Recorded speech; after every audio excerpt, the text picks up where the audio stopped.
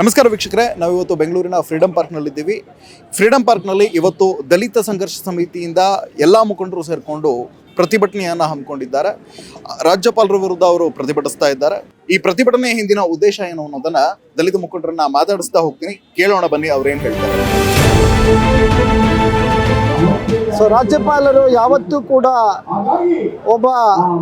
ಒಂದು ಕೊಂಡಿಯಾಗಿ ರಾಜ್ಯ ಮತ್ತು ಕೇಂದ್ರಗಳ ನಡುವೆ ಒಂದು ಸೇತುವೆಯಾಗಿ ಕೆಲಸ ಮಾಡಬೇಕಾಗಿತ್ತು. ಆದರೆ ದುರಂತ ನಮ್ಮ ರಾಜ್ಯಪಾಲರು ಇಲ್ಲಿ ಕೇಂದ್ರದ ಆಜ್ಞಾನುಪಾಲಕರಾಗಿ ಅವರ ಕೈಗೊಂಬೆಯಾಗಿ ವರ್ತಿಸ್ತಾ ಇದ್ದಾರೆ. ಹೀಗಾಗಿ ಈ ರಾಜ್ಯಪಾಲರುಗಳು ನಿಜವಾದ ಇವರು ಸಂವಿಧಾನದ ಆಜ್ಞಾಪಾಲಕರ ಅಥವಾ ಇವರು ಕೇಂದ್ರದ ಗುಲಾಮರ, ಇದನ್ನು ಪ್ರಶ್ನೆ ಮಾಡಬೇಕಾಗುತ್ತೆ. ರಾಜ್ಯಪಾಲರು ಒಬ್ಬ ಜನನಾಯಕ ಸಿದ್ದರಾಮಯ್ಯನವರು ಇವತ್ತು ಶೋಷಿತ ಸಮುದಾಯಗಳ ಸಾಮಾಜಿಕ ನ್ಯಾಯದ ಒಂದು ದೊಡ್ಡ ಧ್ವನಿ, ಗಟ್ಟಿ ಧ್ವನಿ. ಯಾಕಂದರೆ ಸಿದ್ದರಾಮಯ್ಯನವರು ಯಾವತ್ತೂ ಕೂಡ ಅವರು ಸಂವಿಧಾನದ ಪರವಾಗಿರೋರು, ಸಾಮಾಜಿಕ ನ್ಯಾಯದ ಪರವಾಗಿರೋರು. ಆದರೆ ಅವರ ವಿರುದ್ಧ ಈ ರೀತಿಯ ಸುಳ್ಳು ಆರೋಪಗಳನ್ನು ಮಾಡುವ ಮೂಲಕ ಈಗ ಇವ್ರು ಹೇಳ್ತಾರೆ ಮೂಢ ಪ್ರಕರಣದಲ್ಲಿ ಸಿದ್ದರಾಮಯ್ಯನವರ ಒಂದು ಪಾತ್ರ ಇದೆ. ಏನು ಪಾತ್ರ ಇದೆ ಅಲ್ಲಿ? ಆ 50-50 ಅನುಪಾತವನ್ನು ಕೊಟ್ಟಿರುವಂಥದ್ದು BJP ಸರ್ಕಾರ ಇದ್ದಾಗ. ಆಗ BJPಯ ಮಂತ್ರಿಗಳಿದ್ರು, BJPಯ ಶಾಸಕರುಗಳು ಅದರಲ್ಲಿ ಅವರ ಕಾಲದಲ್ಲೇ ಆಗಿರುವಂಥದ್ದು. ಹಾಗಾದರೆ ಯಾರ ವಿರುದ್ಧ ನೀವು ಕ್ರಮ ಜರುಗಿಸಬೇಕು? ಯಾರ ವಿರುದ್ಧ ಪ್ರಾಸಿಕ್ಯೂಷನ್ ಮಾಡಬೇಕು? ಸಿದ್ದರಾಮಯ್ಯನವರು ಅಧಿಕಾರದಲ್ಲಿದ್ದು ಅವರು ಇದರಲ್ಲಿ ಏನಾದರೂ ಭಾಗಿಗಳಾಗಿದ್ದರೆ ನೀವು ಖಂಡಿತ ಅವ್ರ ವಿರುದ್ಧ ಕ್ರಮ ಜರುಗಿಸ್ಬೋದು, ಅದನ್ನು ಒಪ್ಬೋದು. ಆದರೆ ಈ BJPಯನ್ನು ನಡೆಸ್ತಾ ಇರುವಂಥ RSS, ಈ ಸಂಘ ಪರಿವಾರ, ಇದು ಯಾವತ್ತೂ ಕೂಡ ಸಾಮಾಜಿಕ ನ್ಯಾಯದ ಪರವಾಗಿಲ್ಲ ಅಥವಾ ಸಾಮಾಜಿಕ ನ್ಯಾಯದ ಪರವಾಗಿರುವಂಥ ನಾಯಕತ್ವವನ್ನು ಅದು ಯಾವತ್ತೂ ಒಪ್ಪೋದಿಲ್ಲ. ಆ ವೈದಿಕ ಮನಸ್ಥಿತಿ, ಆ ಕುತಂತ್ರ ಅದು ಈ ರಾಜ್ಯದಲ್ಲಿ, ಅದು ಇಡೀ ದೇಶದಲ್ಲಿ ಆ ಕೆಲಸವನ್ನು ಮಾಡ್ತಾ ಇದೆ. ಆ ಕಾರಣಕ್ಕಾಗಿ ಇವತ್ತು ದಲಿತ ಚಳವಳಿ, ದಲಿತ ಸಂಘರ್ಷ ಸಮಿತಿ, ಸಿದ್ದರಾಮಯ್ಯನವರು ಅಂದರೆ ಅದು ಸಾಮಾಜಿಕ ನಾಯಕತ್ವ, ಅದು ಒಂದು ಧ್ವನಿ, ಅದು ಆ ಧ್ವನಿಯನ್ನು ಉಳಿಸ್ಕೊಳ್ಬೇಕು ನಾವು. ಆ ಧ್ವನಿಯನ್ನು ಉಳಿಸ್ಕೊಳ್ಳೋದಕ್ಕೆ ಇವತ್ತು ದಲಿತ ಸಂಘರ್ಷ ಸಮಿತಿ ಕಳೆದ 40 ವರ್ಷಗಳಿಂದ ಈ ನಾಡಿನ ಶೋಷಿತ ಸಮುದಾಯಗಳ ಪರವಾಗಿ, ದಮನಿತರ ಪರವಾಗಿ ಧ್ವನಿ ಎತ್ತಿದೆ. ಪ್ರಜಾಪ್ರಭುತ್ವದಲ್ಲಿ ಯಾವ ಸರ್ಕಾರ ಯಾವ ರೀತಿ ಕಾರ್ಯನಿರ್ವಹಿಸ್ತಾ ಇದೆ, ಸಂವಿಧಾನವನ್ನು ಉಳಿಸುವ ಕೆಲಸವನ್ನು ಯಾವ ಸರ್ಕಾರ ಮಾಡ್ತಾ ಇದೆ, ಅದನ್ನು ನಾವು ಬೆಂಬಲಿಸುವ ಪ್ರಯತ್ನವನ್ನು ನಾವು ಮಾಡಬೇಕಾಗಿದೆ.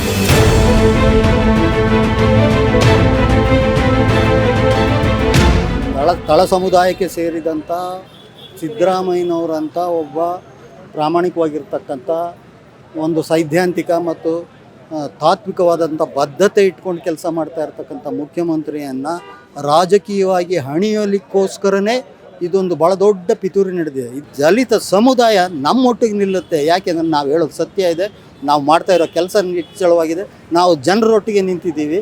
ನಾವು ಎಲ್ಲೋ ಯಾರ್ತೋ ದುಡ್ಡು ಇಸ್ಕೊಂಡು ಏನೋ ಮಾಡಿಕೊಂಡು ಈ ಚಳುವಳಿಯನ್ನು ಕಟ್ಟುವಂಥವ್ರಲ್ಲ.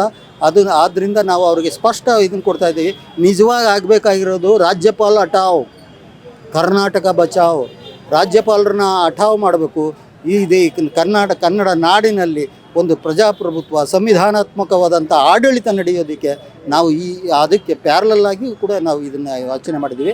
ನರೇಂದ್ರ ಮೋದಿ ಮತ್ತು ಅಮಿತ್ ಶಾ ನೇತೃತ್ವದಲ್ಲಿ ಡೆಲ್ಲಿ ಒಳಗೆ ಈ ಹುನ್ನಾರ ನಡೆದಿದೆ. ಅದಕ್ಕೆ ದಾಳವಾಗಿ ನೀವು ಬಲಿಪಶುವಾಗಿ ನೀವು ಮಾಡೋಕ್ಕೆ ಹೊರಟಿರೋದು ಅಕ್ಷಮ್ಯ, ಅದಾಗಬಾರ್ದು. ದಯವಿಟ್ಟು ಅರ್ಥ ಮಾಡ್ಕೊಳ್ಳಿ ಅಂತ ನನ್ನ ಸಹೋದರರಲ್ಲಿ ಮನವಿ ಮಾಡಲಿಕ್ಕೆ ಬಯಸ್ತೀನಿ. ಈ ನಾಡಿನ ಎಲ್ಲ ತಳ ಸಮುದಾಯಗಳ ಮಹಾನ್ ನಾಯಕರಾದಂಥ ಸಿದ್ದರಾಮಯ್ಯನವ್ರನ್ನ ಅವ್ರಿಗೆ ಕೆಟ್ಟ ಹೆಸರು ತರುವಂಥ, ಅವ್ರನ್ನ ಅಧಿಕಾರದಿಂದ ಕೆಳಗಿಳಿಸುವಂಥ ಒಂದು ದೊಡ್ಡ ಪಿತೂರಿ ಇವತ್ತು ಕರ್ನಾಟಕದಲ್ಲಿ ಆರಂಭ ಆಗಿದೆ. ಏನು ಸ್ವಾಮಿ ತಪ್ಪಾಯ್ತದೆ? ಅವ್ರ ಭೂಮಿಯನ್ನು ಸರ್ಕಾರ ತಗೊಂಡಿದೆ, ಅದಕ್ಕೆ ಪರಿಹಾರವಾಗಿ ಸೈಟ್ ಕೊಟ್ಟಿದ್ದಾರೆ, ಇದೇನು ತಪ್ಪಾಗುತ್ತೆ ಅಂತ ಶ್ರೀಸಾಮಾನ್ಯರು ಕೇಳ್ತಾ ಇದ್ದಾರೆ. ಆ ಶ್ರೀಸಾಮಾನ್ಯನಿಗಿರೋ ಪರಿಜ್ಞಾನ ನಮ್ಮ ರಾಜ್ಯಪಾಲರು ಇಲ್ವಲ್ಲ ಅಂತ ನನಗೆ ಇವತ್ತು ನೋವಾಗ್ತಾ ಇದೆ.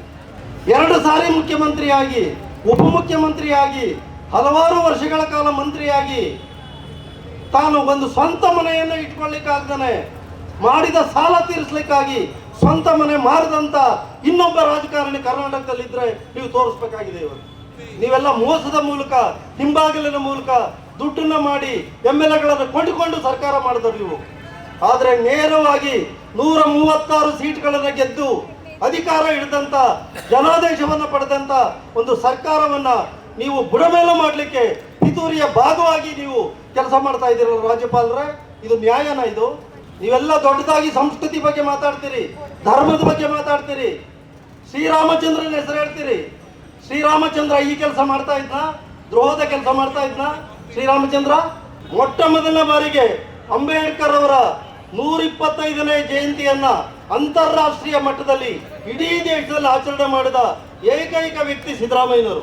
ನೀವೆಲ್ಲ ತಿಳ್ಕೊಂಡಿರಿ. ವಿಧಾನಸೌಧದ ಮುಂದಿನ ಮೆಟ್ರೋ ರೈಲ್ವೆ ಸ್ಟೇಷನ್ಗೆ ಯಾರ್ಯಾರ್ದೋ ಹೆಸರಿಡಬೇಕು, ಮೇಲ್ತಾತಿ ಅವರ ಹೆಸರಿಡಬೇಕು ಅಂತ ಬಂದಾಗ ಬೇಡ, ಅಂಬೇಡ್ಕರ್ ಹೆಸರು ಹೇಳ್ತೀನಿ ಅಂತ ತೀರ್ಮಾನ ಮಾಡಿತ್ತು ಸಿದ್ದರಾಮಯ್ಯನವರು. ಭಾರತದ ಏಕೈಕ ಇಡೀ ಜಗತ್ತಲ್ಲಿ ಲಂಡನ್ ಸ್ಕೂಲ್ ಆಫ್ ಎಕನಾಮಿಕ್ಸ್ ಅಂತ ಒಂದಿದೆ. ಬಾಬಾ ಸಾಹೇಬ್ ಅಂಬೇಡ್ಕರ್ ಅಲ್ಲೂ ಓದ್ಕೊಂಡ್ ಬಂದಿದ್ರು.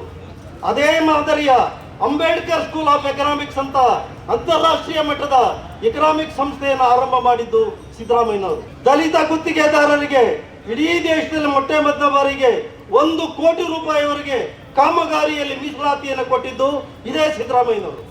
ಎಲ್ಲಕ್ಕಿಂತ ಹೆಚ್ಚಾಗಿ 2014ರಲ್ಲಿ ಮೊಟ್ಟ ಮೊದಲನೇ ಬಾರಿಗೆ ಮುಖ್ಯಮಂತ್ರಿ ಆದಾಗ ದಲಿತರು ಮಾಡಿದಂತ 581 ಕೋಟಿ ರೂಪಾಯಿಯನ್ನ ಮುಖ್ಯಮಂತ್ರಿಯಾಗಿ ಪ್ರಮಾಣ ವಚನ ಸ್ವೀಕರಿಸಿದ ಕ್ಷಣ ಮನ್ನಾ ಮಾಡಿದಂತ ಏಕೈಕ ವ್ಯಕ್ತಿ ಸಿದ್ದರಾಮಯ್ಯನವರು. ಅದನ್ನ ನಾನು ನೆನ್ಪಿಟ್ಕೋಬೇಕಾಗಿದೆ. ದಲಿತರು ಯಾವುದೇ ಕಾರಣಕ್ಕೂ ಸಿದ್ದರಾಮಯ್ಯನವರಿಗೆ ಅನ್ಯಾಯ ಆಗಕ್ಕೆ ಬಿಡೋದಿಲ್ಲ. ರಾಜ್ಯಪಾಲರೇ, ನೀವು ಎಚ್ಚರಿಕೆ ವಹಿಸಿ. ನೀವೇನೋ ಮಾಡಿದ್ದೀರಿ, ಬೆಳಗ್ಗೆ ಬಂದಿದ್ದೀರಿ, ಸಂಜೆ ಮಾಡಿಬಿಟ್ಟಿದ್ದೀರಿ. ನಾವು ಸಿದ್ದರಾಮಯ್ಯನವರ ಬೆನ್ನಿಗೆ ನಾವು ಇರ್ತೀವಿ. ಕರ್ನಾಟಕದ ಜನತೆ, ದಲಿತರು, ಅಲ್ಪಸಂಖ್ಯಾತರು, ಹಿಂದುಳಿದವರು, ತಳ ಸಮುದಾಯದವರು ಎಲ್ಲರೂ ಸಿದ್ದರಾಮಯ್ಯನವರ ಜೊತೆ ಇರ್ತೀವಿ. ಇವತ್ತು ಫ್ರೀಡಂ ಪಾರ್ಕ್ನಲ್ಲಿ ಏನು ಪ್ರತಿಭಟನಾ ಸಭೆ ನಡೆದಿದೆ, ಇದು ಪ್ರಾರಂಭ ಅಷ್ಟೇ. ಶೋಷಿತ ಜನರ ಪರವಾದ ಒಂದು ನೈತಿಕ ಶಕ್ತಿಯಾಗಿ ನಾವು ರಾಜಕಾರಣದಲ್ಲಿ ಸಿದ್ದರಾಮಯ್ಯ ಅವರನ್ನು ನೋಡ್ತಾ ಇದ್ದೀವಿ. ಹೀಗಾಗಿ ಇವತ್ತು ಅವರ ವಿರುದ್ಧ ಒಂದು ವ್ಯವಸ್ಥಿತವಾದ ಪಿತೂರಿ ನಡೆದಿದೆ. ಅದೇನಪ್ಪ ಅಂದರೆ, ನಮ್ಮ ಕರ್ನಾಟಕದ ಜನಪರ ಚಳುವಳಿಗಳ ಹಿಂದೆ ಒಂದು ದೊಡ್ಡ ರಾಜಕೀಯ ಇತಿಹಾಸ ಇದೆ. ಕಾಂಗ್ರೆಸ್ಸೇತರ ಸರ್ಕಾರವನ್ನು ಕರ್ನಾಟಕದಲ್ಲಿ ತಂದಿರುವಂಥದ್ದೇ ಜನಪರ ಚಳುವಳಿಗಳು.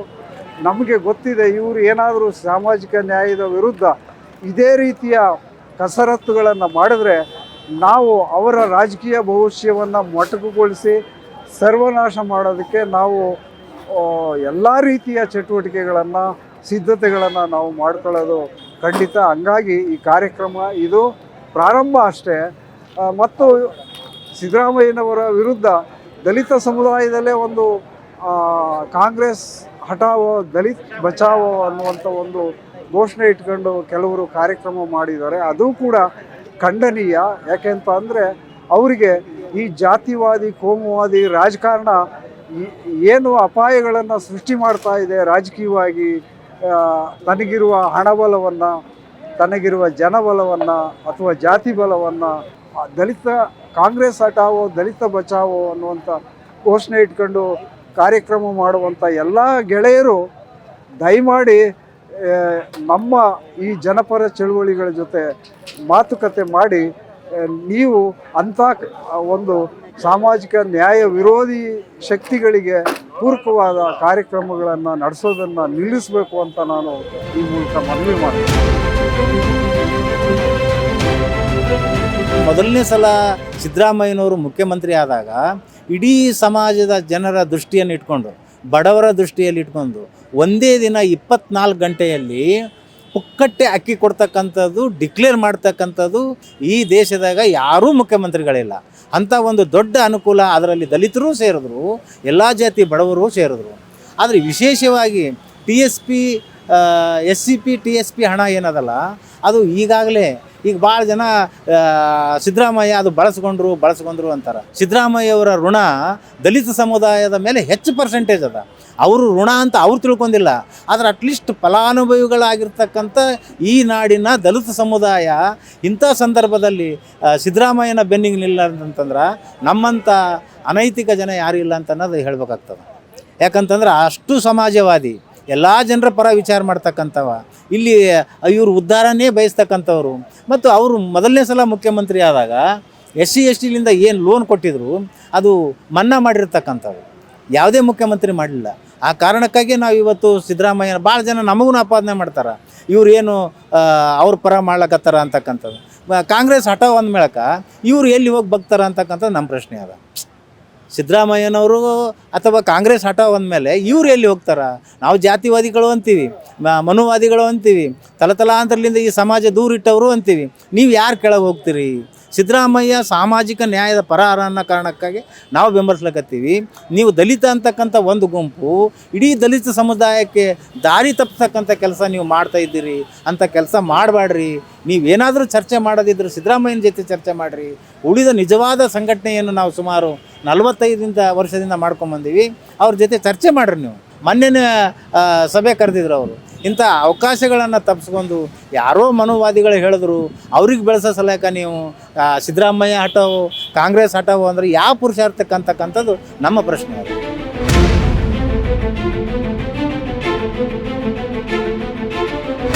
ಕರ್ನಾಟಕದ ರಾಜ್ಯಪಾಲರು ಒಕ್ಕೂಟ ವ್ಯವಸ್ಥೆಗೆ ವಿರುದ್ಧವಾದಂಥ ನಡೆಯನ್ನು ಅನುಸರಿಸ್ತಾ ಇದ್ದಾರೆ. ಇದು ನಿಜವಾಗ್ಲೂ ಖಂಡನೀಯವಾದಂಥ ವಿಚಾರ. ಸಿದ್ದರಾಮಯ್ಯನವರು 2 ಬಾರಿ ಮುಖ್ಯಮಂತ್ರಿಯಾಗಿದ್ದರು, 2 ಬಾರಿ ವಿರೋಧ ಪಕ್ಷದ ನಾಯಕರಾಗಿದ್ದರು, 15 ಬಾರಿ ಕೇಂದ್ರದ ರಾಜ್ಯದ ಬಜೆಟನ್ನು ಮಂಡಿಸಿರ್ತಕ್ಕಂಥವ್ರು. ಏನು ಬೇಕಾದರೂ ಮಾಡ್ಕೋಬೋದಾಗಿತ್ತು. ಮೈಸೂರಿನಲ್ಲಿ ಅವರು ಒಂದೇ ಒಂದು ಸಣ್ಣ ಮನೆಯನ್ನು ಕೂಡ ಅವರು ನಿರ್ಮಾಣ ಮಾಡ್ಕೊಳ್ಳಿಕ್ಕೆ ಆಗಿಲ್ಲ ಅವರು ಇದುವರೆಗೂ. ಆದರೂ ಅಂಥ ವ್ಯಕ್ತಿಗೆ ಇವತ್ತು 14 ನಿವೇಶನಗಳನ್ನ ಅಕ್ರಮವಾಗಿ ಖರೀದಿ ಮಾಡಿ ಮೂಡಕ್ಕೆ ದೋಖ ಮಾಡಿ ಪಡೆದಿದ್ದಾರೆ ಅಂತಕ್ಕಂಥ ಸುಳ್ಳು ಆಪಾದನೆಯನ್ನು ಮಾಡ್ತಾ ಇರ್ತಕ್ಕಂಥದ್ದು ನಿಜವಾಗ್ಲೂ ಕ್ಷಮಿಸಲಾರ್ದಂಥ ಅಪರಾಧವನ್ನು ಇವತ್ತು ಮಾಡ್ತಾ ಇದ್ದಾರೆ. ದಲಿತರ ಭೂಮಿಯನ್ನು ಇವತ್ತು ಸಿದ್ದರಾಮಯ್ಯನವರು ಕಿತ್ಕೊಂಡಿದ್ದಾರೆ ಅಂತಕ್ಕಂಥ ಸುಳ್ಳು ಆಪಾದನೆಯನ್ನು ಮಾಡ್ತಾ ಇರ್ತಕ್ಕಂಥದ್ದು ಅವರು ದಲಿತರನ್ನ ಎತ್ಕಂಟ ಅಂತ ಒಂದು ಪಿತೂರಿ. ದಲಿತ ಚಳವಳಿಯ ಕಾರ್ಯಕರ್ತರುಗಳು ಕಾಂಗ್ರೆಸ್ ಪಕ್ಷದ ವಿರುದ್ಧನೂ ನಾವು ಹೋರಾಟ ಮಾಡ್ಕೊಂಡು ಬಂದಿದ್ದೀವಿ, ಜನತಾ ಚಳವಳಿಯ ವಿರುದ್ಧನೂ ಹೋರಾಟ ಮಾಡಿದ್ದೀವಿ, ಅದೇ ರೀತಿ BJP ವಿರುದ್ಧನೂ ಹೋರಾಟ ಮಾಡಿದ್ದೀವಿ. ಇನ್ನು ಮುಂದೆ ಇನ್ಯಾವುದೇ ಪಕ್ಷ ಬಂದು ದಲಿತರಿಗೆ ದೋಖ ಮಾಡ್ತಕ್ಕಂಥದ್ದು, ದಲಿತರ ಮೂಗಕ್ಕೆ ತುಪ್ಪ ಸಾವಿರ ಕೆಲಸ ಮಾಡಿದ್ರೆ ಯಾವುದೇ ಪಕ್ಷ ಇದ್ದರೂ ನಾವು ಅದನ್ನು ಪ್ರಶ್ನೆ ಮಾಡ್ತೀವಿ. ಇವತ್ತು ನಮ್ಮ ಮುಂದೆ ಇರ್ತಕ್ಕಂಥದ್ದು ಏನು ರಾಜ್ಯಪಾಲರು ಸಂವಿಧಾನ ಮತ್ತು ಪ್ರಜಾಪ್ರಭುತ್ವ ವ್ಯವಸ್ಥೆಗೆ ವಿರುದ್ಧವಾಗಿ ಮತ್ತು ಒಕ್ಕೂಟ ವ್ಯವಸ್ಥೆಗೆ ವಿರುದ್ಧವಾಗಿ ಮತ್ತು ಅವರ ಹತ್ರ ಕಡತಗಳು ಬೇರೆ ಪಕ್ಷಗಳವರು ಮಾಡಿರ್ತಕ್ಕಂಥ ಹಗರಣಗಳು ಭ್ರಷ್ಟಾಚಾರಗಳ ಕಡತ ಅವ್ರ ಹತ್ರ ಇದ್ರೂ ಸಹ ಅದನ್ನು ಮರೆಮಾಚಿ ಇವತ್ತು ಏನು ಸಿದ್ದರಾಮಯ್ಯನವರ ಕಡತವನ್ನು ಯಾರೋ ವ್ಯಕ್ತಿಗಳು ದೂರು ಕೊಟ್ಟರು ಅಂತಂದು ಒಂದೇ ಮಾತ್ರಕ್ಕೆ ಕ್ಷಣ ಮಾತ್ರದಲ್ಲೇ ಅದನ್ನು ಪ್ರಾಸಿಕ್ಯೂಷನ್ಗೆ ಅನುಮತಿ ಕೊಟ್ಟಿರ್ತಕ್ಕಂಥದ್ದು ತಾರತಮ್ಯ ನೀತಿ ಇದೆಯೋ, ಈ ತಾರತಮ್ಯ ನೀತಿಯ ವಿರುದ್ಧ ನಮ್ಮ ಆಕ್ರೋಶ ಇದೆ. ಕೂಡಲೇ ರಾಷ್ಟ್ರಪತಿಗಳು ಇದನ್ನು ಗಂಭೀರವಾಗಿ ಪರಿಗಣಿಸಿ ಸಮಗ್ರವಾದಂಥ ತನಿಖೆಯನ್ನು ನಡೆಸಿ ಸಿದ್ದರಾಮಯ್ಯನವರು ತಪ್ಪು ಮಾಡಿದರೆ ಅವ್ರಿಗೆ ಶಿಕ್ಷೆ ಆಗಲಿ, ನಮ್ಮದೇನು ತಕರಾರಿಲ್ಲ. ಆದರೆ ಇಲ್ಲಿ ಸ್ಪಷ್ಟವಾಗಿ ಗೋಚರಿಸ್ತಾ ಇದೆ, ಯಾವುದೇ ತಪ್ಪನ್ನು ಮಾಡಿಲ್ಲದೆ ಇರತಕ್ಕಂಥ ಸಿದ್ದರಾಮಯ್ಯನವ್ರ ಮೇಲೆ ಅವರ ತಲೆಗೆ ತಪ್ಪು ಮಾಡಿದ್ದಾರೆ ಅಂತಕ್ಕ ಸುಳ್ಳು ಅಪವಾದನ ಗಂಟಾಕಿ ಅವ್ರನ್ನ ತೇಜವಾದೆ ಮಾಡೋ ಕೆಲಸವನ್ನು ನಾವು ಯಾವ ಕಾರಣಕ್ಕೂ ಸಹಿಸಲ್ಲ. ಇದೇನು ಇದಾಗಲಿಲ್ಲ ಅಂತಂತಂದರೆ ಅವ್ರ ಮೇಲೆ ಕ್ರಮ ಆಗಲಿಲ್ಲ ಅಂತಂದರೆ ನಾವು ನಮ್ಮ ಮುಂದಿನ ದಿನಗಳಿನ ಹೋರಾಟನ ಇನ್ನೂ ತೀವ್ರಗೊಳಿಸಬೇಕಾಗುತ್ತೆ ಅಂತಕ್ಕಂಥ ಸ್ಪಷ್ಟವಾದಂಥ ಎಚ್ಚರಿಕೆಯನ್ನು ನೀಡಲಿಕ್ಕೆ ಬಯಸ್ತಾ ಇದ್ದೇನೆ. ನರೇಂದ್ರ ಮೋದಿಜಿಯವರ ಸರ್ಕಾರ ಲಾಸ್ಟ್ ಟೈಮ್ ಏನು ಹೇಳಿತ್ತು, ಸಂವಿಧಾನನ ಅಳಿಸ್ತೀವಿ ಅಂತ ಹೇಳಿತ್ತು. ಆದರೆ ಕರ್ನಾಟಕದ ಜನಪ್ರಿಯ ಮುಖ್ಯಮಂತ್ರಿ ಶೋಷಿತ ಸಮುದಾಯದ ನಾಯಕರು ಮುಖ್ಯಮಂತ್ರಿ ಆದ ತಕ್ಷಣ ಅವ್ರು ಏನು ಮಾಡಿದ್ರು, ಸಂವಿಧಾನ ಓದುವ ಜಾಗೃತಿ ಅಂತ ಓಪನ್ ಮಾಡಿ ಎಲ್ಲ ಶಾಲಾ ಕಾಲೇಜುಗಳಲ್ಲೂ ಇಲ್ಲದೇ ಇರುವಂಥ ಸಂವಿಧಾನ ಅಳಿಸ್ತೀವಿ ಅನ್ನುವಂಥ ಕಾಲದಲ್ಲಿ ಎತ್ತುವಂಥ ಕೆಲಸ ಮಾಡಿ ಸಂವಿಧಾನ ಓದು ಪೀಠಿಕೆ ಮಾಡಿದ್ವಿ. ಅದಾದ ನಂತರ ಸಂವಿಧಾನ ಜಾಗೃತಿ ಜಾಥಾ ಅಂತ ಓಡಿಸಿದ್ರು ಸಮಾಜ ಕಲ್ಯಾಣ ಅಧಿಕಾರಿಗಳ ಮುಖಾಂತರ. ಪ್ರತಿ ಗ್ರಾಮ ಪಂಚಾಯಿತಿಗಳಲ್ಲೂ ಸಹ ಎಲ್ಲ ಕಡೆಯೂ ಥ್ರೂಔಟ್ ಕರ್ನಾಟಕ ಅದನ್ನು ಸಂವಿಧಾನ ಜಾಗೃತಿ ಯಾಕೆ ಬೇಕು, ಬಾಬಾ ಸಾಹೇಬ್ ಡಾಕ್ಟರ್ ಅಂಬೇಡ್ಕರ್ ಅವರು ಸಂವಿಧಾನವನ್ನು ರಚನೆ ಮಾಡೋದನ್ನು ಅಳಿಸ್ಲಿಕ್ಕೆ ಹೋದ್ರಲ್ಲ ಇವರು. ಮಾನ್ಯ ಶೋಷಿತ ಸಮುದಾಯದ ನಾಯಕರಾದ ಸಿದ್ದರಾಮಯ್ಯನವರ ಬಲಪಡಿಸೋಕ್ಕೋಸ್ಕರ ನಮ್ಮ ದಲಿತರೆಲ್ಲ ಬಂದಿದ್ದೀವಿ ಸರ್. ಜೈ ಭೀಮ್.